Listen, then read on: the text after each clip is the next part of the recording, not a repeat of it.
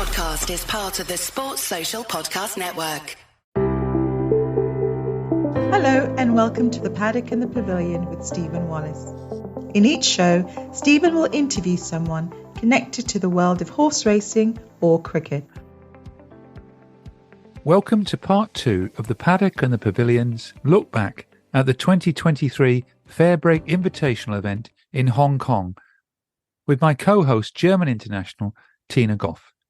In this episode, you'll be hearing our featured guests' off-the-field highlights, together with their cricketing plans for 2023. Women's cricket is now a global game. Karen Motyka is back to tell an inspiring story, while Shaun Martyn, the founder of FairBreak, concludes our two-part series with his views of the second FairBreak Invitational tournament and looks ahead to Dallas in September. Keep listening to find out all the latest FairBreak news. What about off the field? I mentioned Disney earlier, but was it Disney or was it something else? Yeah, Disneyland. That was definitely one of the off-pitch highlights. Apparently, the last time I went to Disneyland, which was in Paris when I was, I think, about 3 years old, I was terrified of Mickey Mouse. So I promised my parents that if I went back to Disneyland this time, that I would make peace with Mickey Mouse. So I can confirm 25 years later that Mickey and I are friends again. So yeah, that was a great day out and also a great time to bond with other members of the other teams. It was quite, I think, a sight to see, to have about 100 cricketers descending onto Disneyland. I think the other visitors must have been wondering what was going on. But otherwise, yeah, we had a lot of times where we could go out and explore Hong Kong, which was amazing just to see the city. We went kayaking, which was also incredible. So there were so many highlights, both on and off the pitch. And I'm so thankful to be given this opportunity to be a part of something like that. Let's hear the off-field highlights at the FairBreak Invitational tournament from Roberta Moretti Avery, Kathryn, Bryce, Shizuka Miyaji and Karen Motyka. In addition, Karen, the author of FairBreak the book, updates us on how the book was received in Hong Kong. Karen also provided us with an inspiring story about Bangladesh and Falcons bowler Jahanara Alam. Oh, there's so many. The first thing is definitely the connection with all the other players. To see everyone again, to talk to everyone again. Because the first FairBreak we were getting to know people and getting to understand their history, their past, and everything that they did to get into that position. In the second year was about getting to know them much more and understanding how FairBreak affected their lives in their homes, how their countries changed because of FairBreak. So it becomes this deep connection. So off the field, definitely my highlight is being able to be with everyone and share that experience with them. I think there nothing matches what FairBreak can give you. Off the field, I really enjoyed. We went away. Me, Phoebe, and Jess went on a hike up the Dragon's Back hike, which was great. It wasn't far out, but it's up into the mountains and just away from the city. And then you finish off coming down, having a bit of a swim in the sea at the end. So that was definitely one of the highlights. But being so close to be able to go out and get food every night was just fantastic. So close by. I met Alex Blackwell.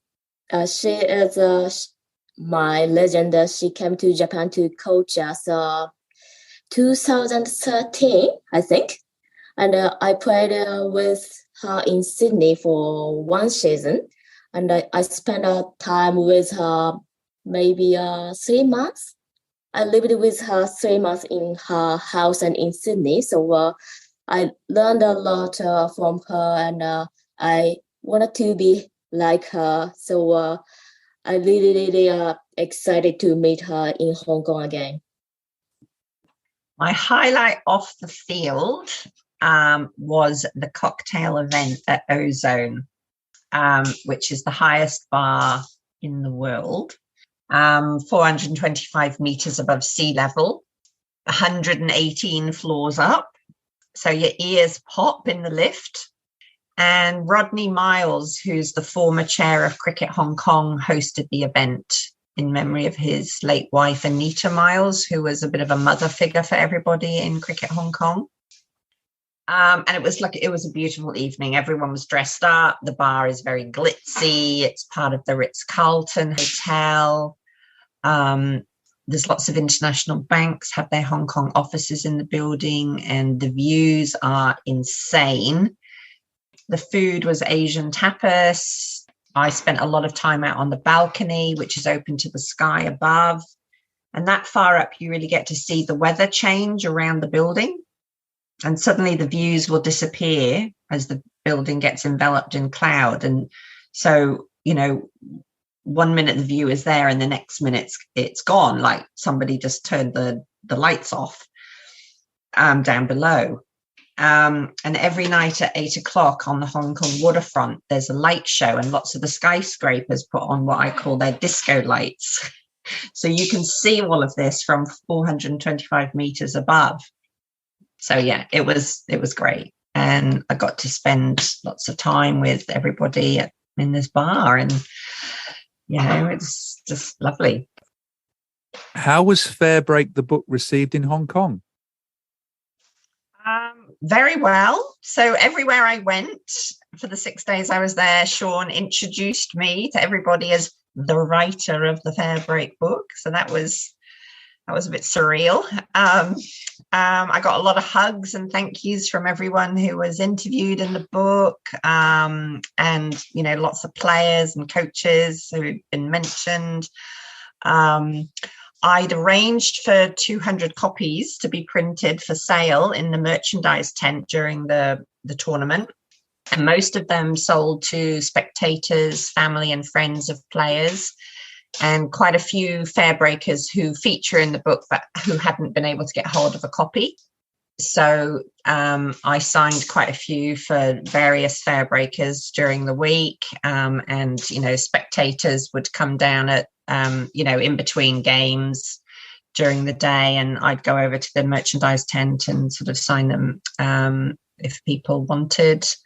It was also on sale at the Pro Shop in Kowloon, at the Kowloon Cricket Club.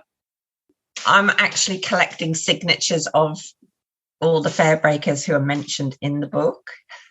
So I've got lots and lots of signatures now.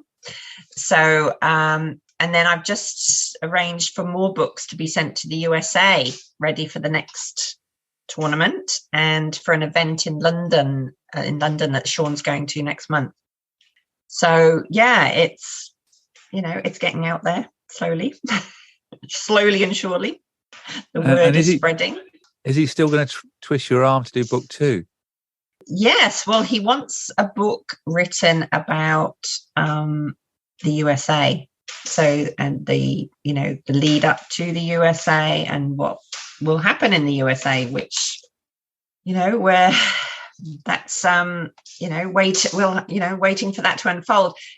Shaun is now sort of referring to me as the official FairBreak historian.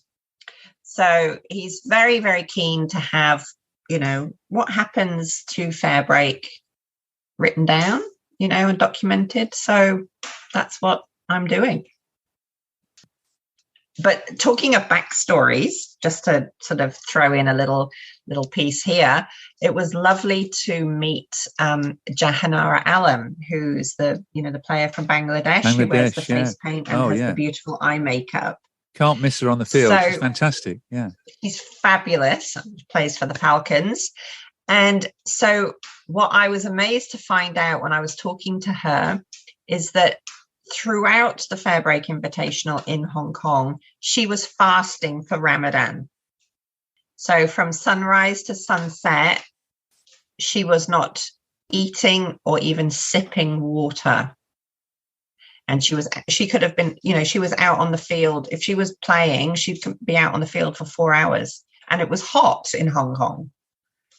So, she's an incredibly strong, physically strong and mentally strong young lady, that she can get through that sort of, that kind of sporting, intense physical day and not eat or drink.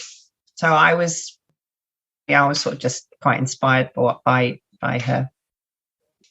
Yeah, there was lots on the social media channels of FairBreak letting us know what everyone was up to. There must have been sort of breaks from the cricket, because when you're playing nearly every day, you do need a bit of a release, don't you?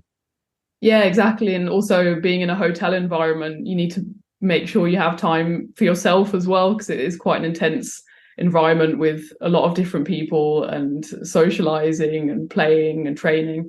So it was great to have some downtime and just maybe go away in smaller groups, see the sights, speak to friends and family. And yeah, I think FairBreak does a really good job there of looking after people as well, because it might be that the professionals and the top players are kind of used to this life, but maybe for some of the associate players, being away from home, sometimes the other side of the world for almost 3 weeks, can be a bit daunting. So it was great to have that support network there, also from the coaches and the assistants and the physios. And we were really looked after so that we could enjoy our time on the pitch and also off the pitch. I guess players are mixing with players from other teams as well, so everyone gets on. Yeah, exactly. I mean, you always gravitate a bit towards maybe players from your own country. So there's a few from England, a few from Australia. But of course, I was the only German player.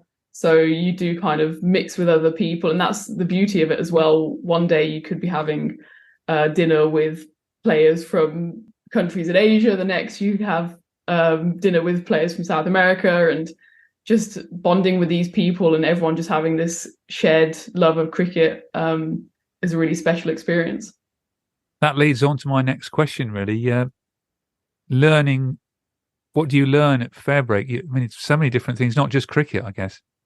Yeah, not just cricket. Almost cricket is just a sideline to what you learn. And I think the Falcons were the one team where at one point in one of the games, we had 11 players on the pitch from 11 different countries, which was not something we realized at the time, but it was actually announced at the ground. And that kind of just speaks volumes for what FairBreak is all about. And sometimes it's difficult to communicate with all the different languages going on, but you all kind of make it work, and just learning from different people what their stories are, both in terms of how they learn cricket, how they struggle in associate nations maybe, and just who they are as people and where they come from. So there's so many things you learn off the pitch, and then that's beside all the things you learn on the pitch, how the professionals go about their game, the mentality, the training, all these things. It's such a overwhelming experience, but in such a positive way, because there's so much to take in and so much to learn and to take back to your respective countries. And I think that again is what FairBreak is all about. That's an amazing statistic, that 11 nationalities in one team.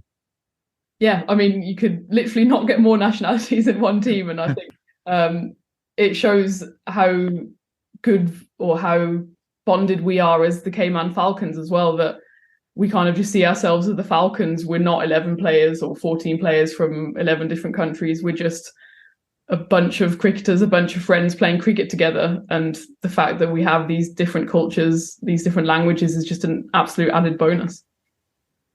You said, Tina, you're the only German woman player at FairBreak. Do you think you're a role model then for women's cricket in Germany? I think maybe that's the question for other people in Germany to answer, but I'd like to think so. All I can do is kind of learn as much as I can at FairBreak, kind of on behalf of Germany, and then go back to Germany and spread the word, and just to let other players know what I've learned in terms of skills, cricket, but also in terms of how you prepare for a game, the mentality, looking after yourself. So in that respect, I think I can kind of deliver the message back to Germany and try and push the FairBreak message back home.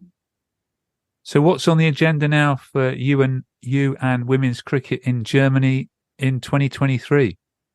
So we've got a busy calendar, a busy summer. So in just over 2 weeks, actually, we're traveling to Jersey in the Channel Islands to play the Division 2 European qualifier for the World Cup, where we'll be playing against 5 other countries from Europe for a place in the Division 1 qualifier in Europe, which would then be, hopefully, if we get through, against Scotland and the Netherlands. So potentially 2 ICC tournaments happening this year. So preparations have obviously been in full flow for that. Hopefully the weather will improve a bit by the end of May. So we're really looking forward to that. I'll be reunited with Gunjan from the Falcons, who will be playing for Sweden. So we'll go from the best of teammates to the fiercest of rivals, but for 1 week only. So it's also a great sign for cricket in Europe that we now have 6 teams competing in the Division 2 qualifiers. I always try and remember them all. So we have Germany, France, Italy, Turkey, Jersey, and Sweden.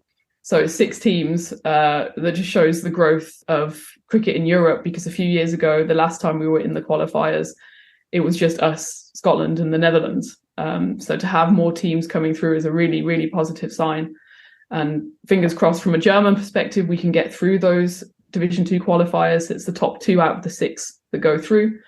To then face Scotland and the Netherlands, which will be at the start of September in Spain, which will, of course, be the next step up. Hopefully we can make that step and show that we've really developed as a country in the last couple of years. With more countries, FairBreak must then be a great opportunity for players to develop further. Well, exactly. I think a few players from Africa have already been announced for the next tournament, in FairBreak tournament. And I'm really hoping that a few more Europeans can join as well, because there's so much talent now within continental Europe, and FairBreak is the perfect opportunity for players to showcase their talent and to just speed up their development, because there's so much to learn, as we mentioned. So fingers crossed a few more players from Germany will get the call from Shaun, because I think it would be only positive for the development of cricket in Europe. I also asked our other guests about their plans for 2023, and this is what they all had to say. What have you got ahead of you for Scotland in 2023? Yeah, we've got a series against the Netherlands and Thailand in July.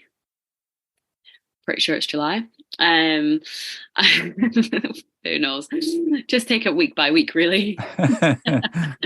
And then we've got the European qualifiers in September, which are in Spain, I think. So that's kind of the big tournament of the year, leading up for the next kind of World Cup stage. And you've got plenty of domestic cricket and hopefully the 100 as well. Yeah, lots of domestic cricket. Be a busy summer of cricket. We've got double the number of 50 over games, and then got the Charlotte Edwards Cup in the middle. And also, I'll be up in Manchester for the 100, so that'll be an exciting new challenge for me as well. And what are your plans for Brazil in 2023? Yeah, we have a busy schedule. We're gonna have Julia Price here with us for 20 days in June. We're also going to host a tour versus Argentina in Brazil as well. They're going to come and play against us a 5-game series. We have the ICC World Cup qualifiers, and that's going to happen in September, the 2 weeks before FairBreak USA is launched. And also we have, for the first time, our women's bash happening, high performance bash, because we have women's tournament, but now it's only a high performance one, which is going to be played in July and October. So yeah, full schedule until end of the year. Do you feel like a role model for Brazilian cricket when you're at FairBreak? Absolutely. I know that our players, our development players, our participants that are just starting are looking at it. You can see Laura Cardoso. Laura Cardoso is a girl that started in a project, in a school project, when she was 11, 12. She joined the club, local league, national league, selected for the ladies team, selected for FairBreak in the first year, did not do that well, and was the improvement that she was. So every girl that is starting right now is looking at myself and mainly looking at Laura and saying, you know what, I can be the next Laura. So that exposure, the exhibition that we are able to give of Cricket Brazil on the world happens for every single girl who's over there right now. So absolutely, I guess everyone that is playing on FairBreak, mainly from members that are still developing cricket, are become big role models back home. And Laura did so well as well.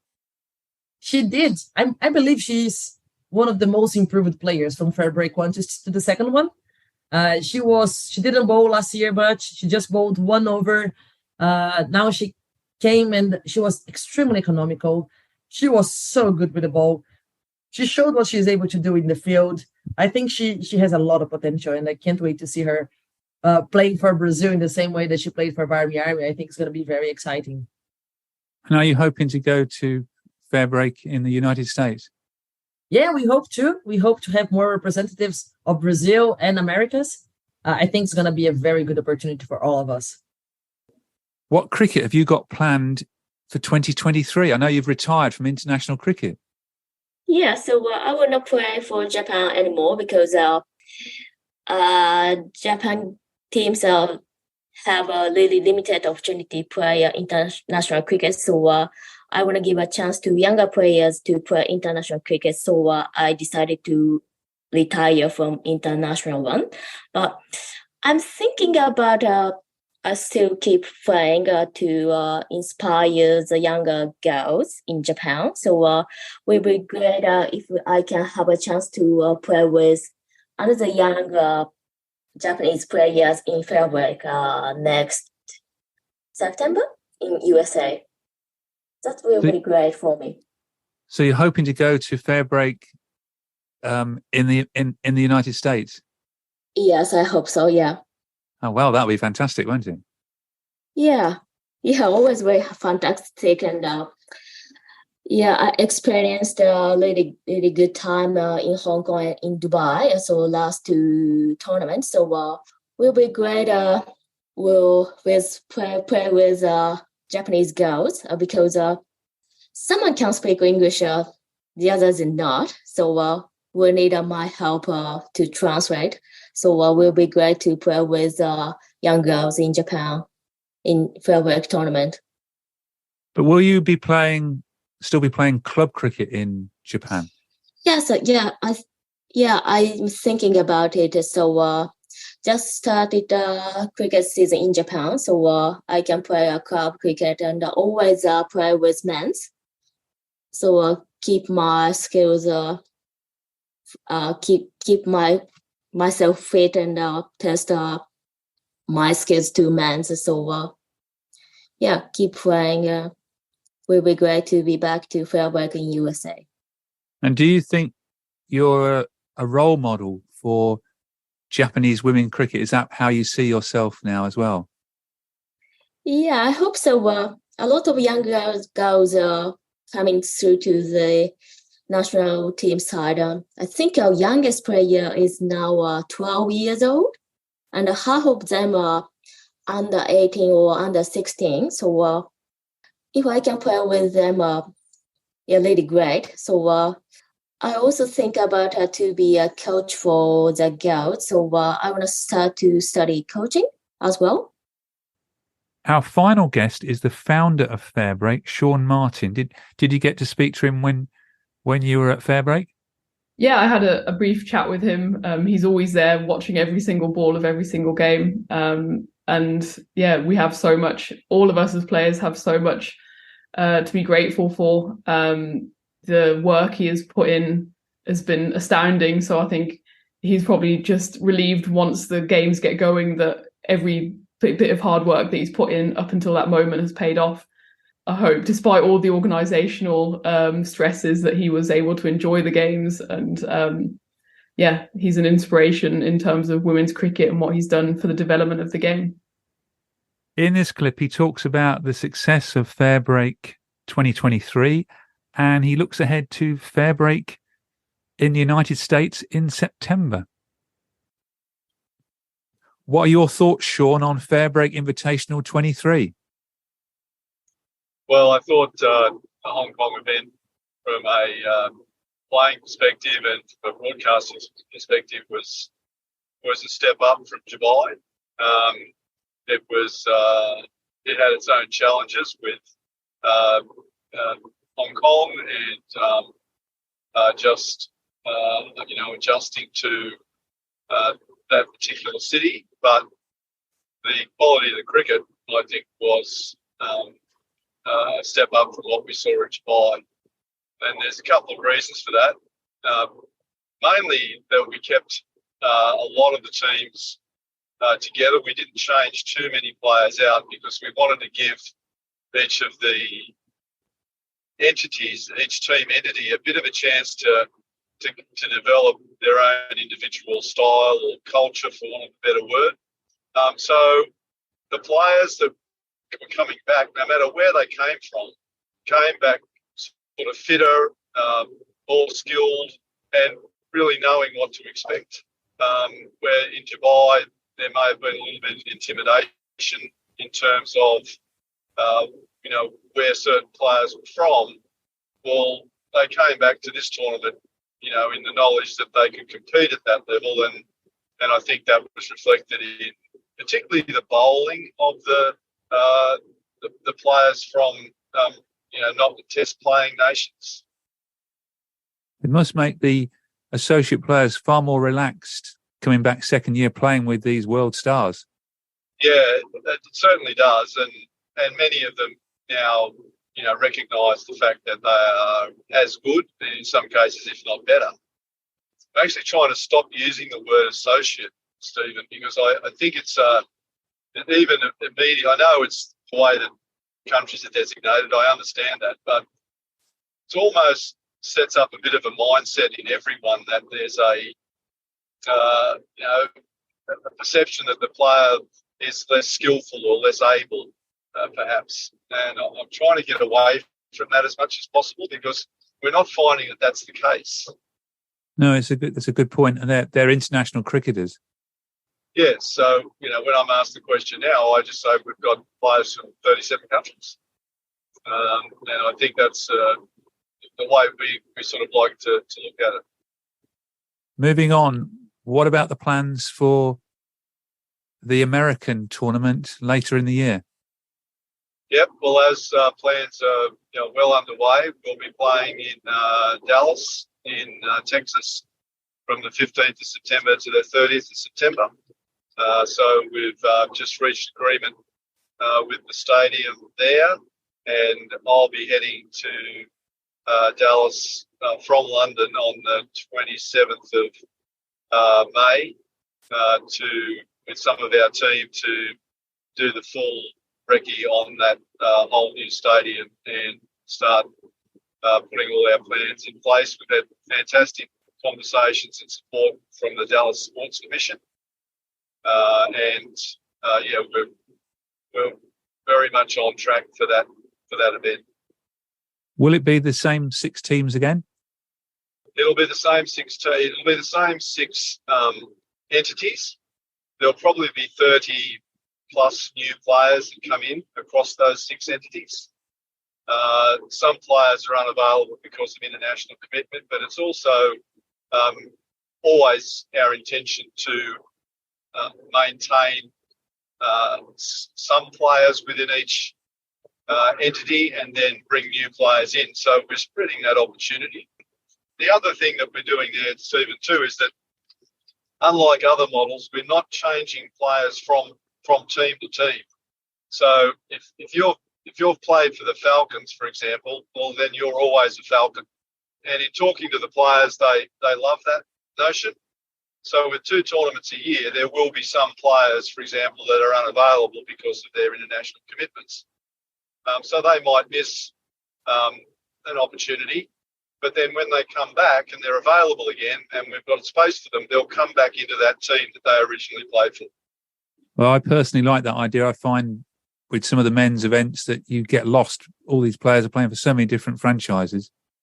Yeah, and look, we talk to the players about this like we always do, and they absolutely love it because they've developed some identities and some friendships and some connections right across players from all around the world, and they don't want to lose that.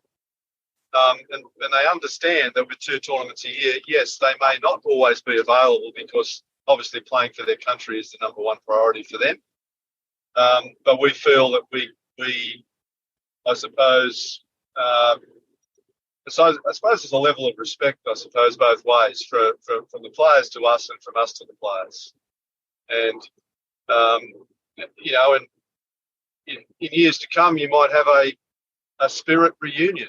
And look, some of the players also have said to us, well, as we move into the later stages of our careers or we move into other roles, perhaps we can come back and manage the team we were playing in, or we can develop a coaching career through, the team that we've always been associated with.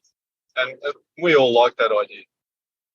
And I think what's coming through in all my interviews is what a big family the FairBreak organisation is, and that really supports what you're just saying. Well, I think that's true. I think that's how the players view it. I think we've now got a great production team. We've got a great, behind the scenes team. Our media team is exceptional. So I think everyone's very invested in, the work we do, which is as much social impact as it is cricket. And I think that's a significant piece for everyone that's contributing to this. And yeah, it's lovely to see. The support.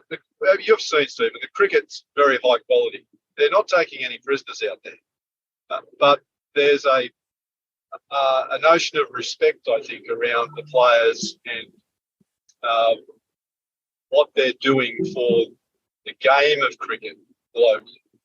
And in conclusion, you must be so excited about taking FairBreak to the United States. Yeah, look, it's always been the thing that I hoped we would do. I think the opportunity there for women's cricket is enormous. I think it'll do what women's soccer has done in America, because it's not competing like the men are with baseball. It's not competing with anything. So I think the scope for women's cricket in America is fantastic, and we're incredibly excited to be there. We've got 2 tournaments a year.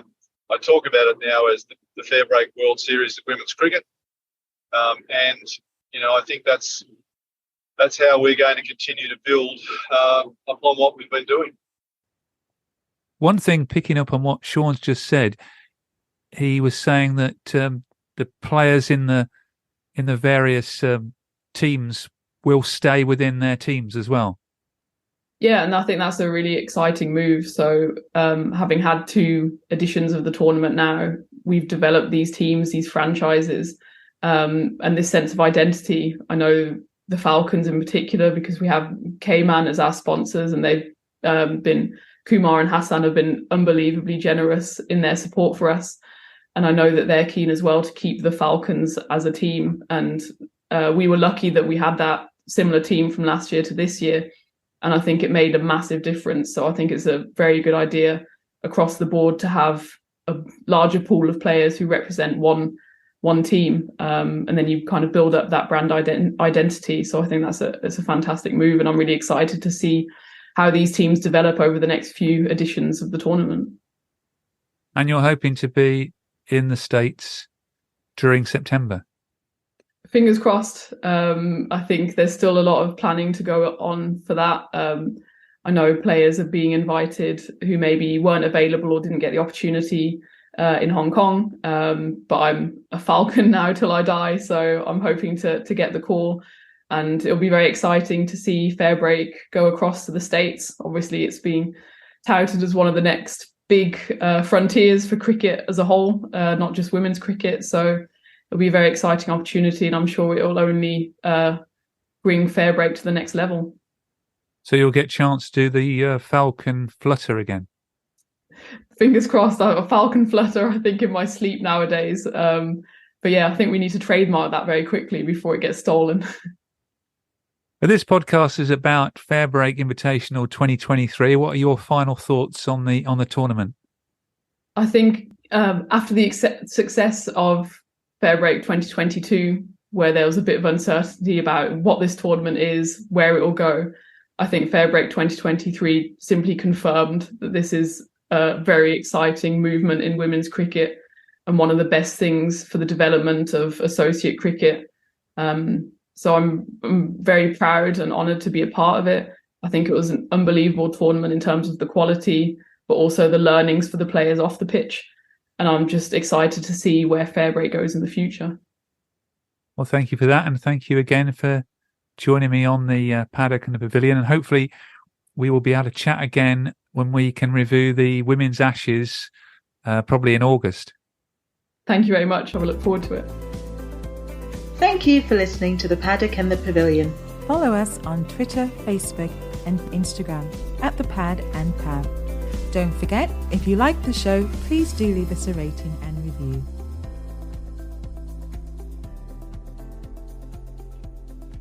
Sports Social Podcast Network.